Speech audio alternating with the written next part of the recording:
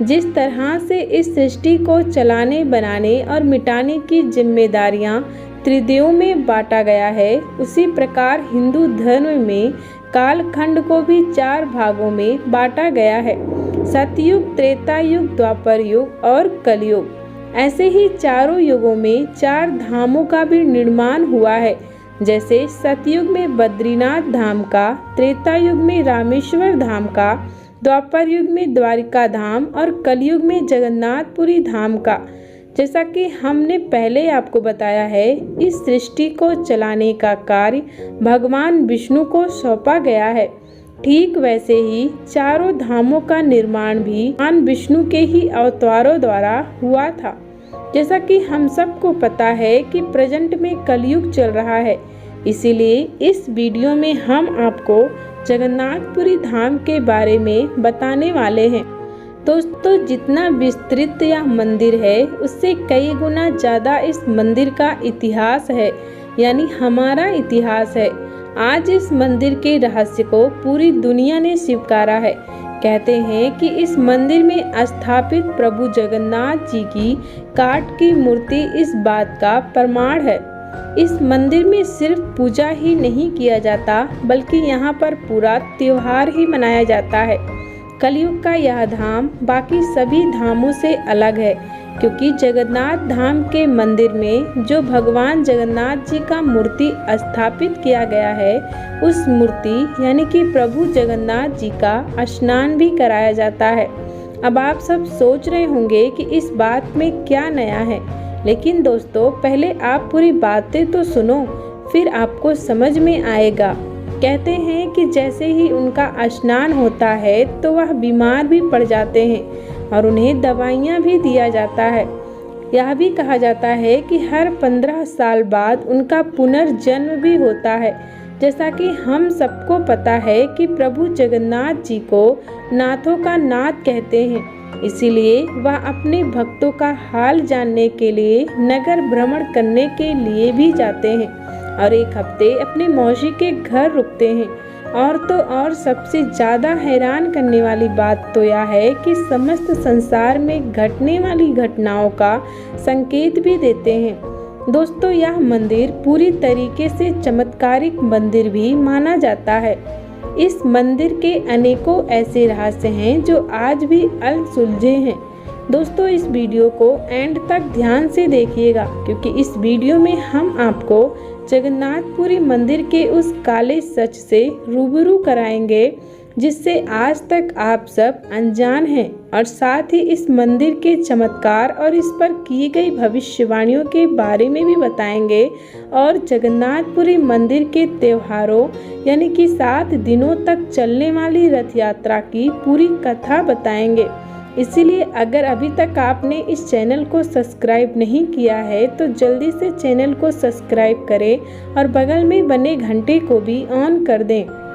जगन्नाथपुरी धाम आज भारत में ही नहीं बल्कि पूरी दुनिया में जाना जाता है अपने चमत्कार की वजह से।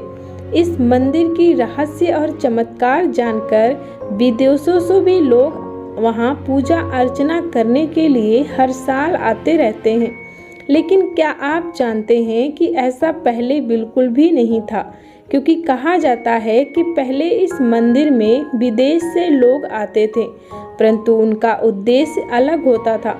वह जगन्नाथपुरी मंदिर पर आते थे, परंतु वह मंदिर के खजाने और मंदिर को नष्ट करने के उद्देश्य से आते थे। दोस्तों, क्या आप जानते हैं कि जगन्नाथपुरी मंदिर पर आक्रांताओं ने 17 बार आक्रमण किया है। इसीलिए कहा जाता है तब से लेकर आज तक गैर हिंदुओं का जाना उस मंदिर में वर्जित कर दिया गया है। जैसा कि हम सबको पता है कि जगन्नाथ धाम को धरती का 8वां वैकुंठ धाम भी कहा जाता है, यानी कि जब तक इस धाम का दर्शन व्यक्ति न करे तब तक उसे मोक्ष प्राप्त नहीं होता है।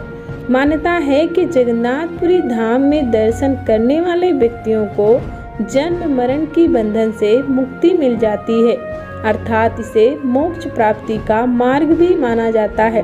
लेकिन क्या आप जानते हैं, इस मंदिर में आते और जाते समय यदि एक ऐसी भूल हो जाए तो आदमी जन्म मरण के बंधन से कभी मुक्त नहीं हो पाता।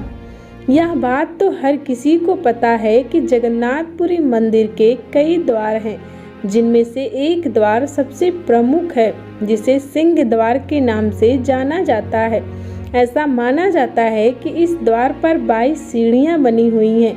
सभी सीढ़ियाँ अपने आप में कई रहस्यों को समेटे हुए हैं, जिसमें से तीसरी सीढ़ी बाकी सीढ़ियों से अलग है, क्योंकि ऐसा कहा जाता है कि जगन्नाथ मंदिर के मुख्य द्वार से प्रवेश करते ही नीचे से तीसरी सीढ़ी काले रंग के यमशिला के रूप में है, यानी कि स्वयं यमराज का स्वरूप।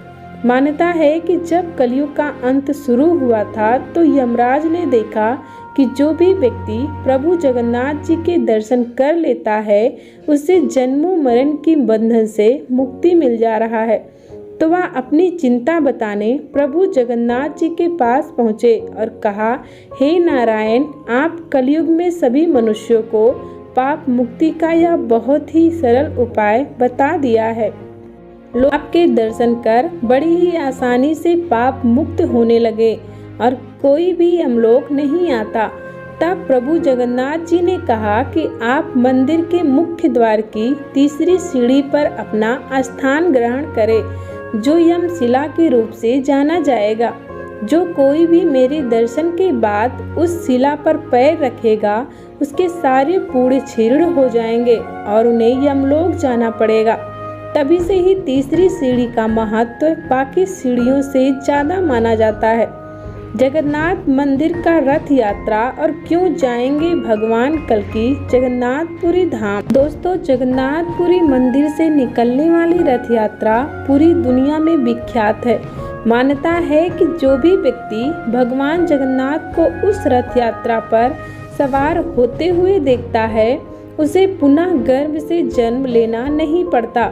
कहा जाता है कि जब दुनिया का शुरुआत हुआ था तो सभी देवता धरती पर निवास करते थे।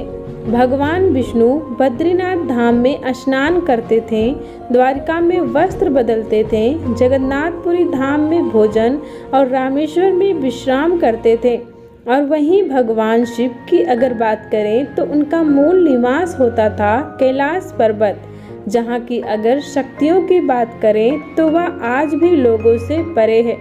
फिर हुआ युग परिवर्तन, सतयुग गया, द्वापर युग आया, द्वापर युग गया तो त्रेता युग आया, और जब त्रेता युग गया तो आया कलयुग, एक ऐसा युग जिसकी शुरुआत में ही पाप की मात्रा हद से ज़्यादा बढ़ने लगा था।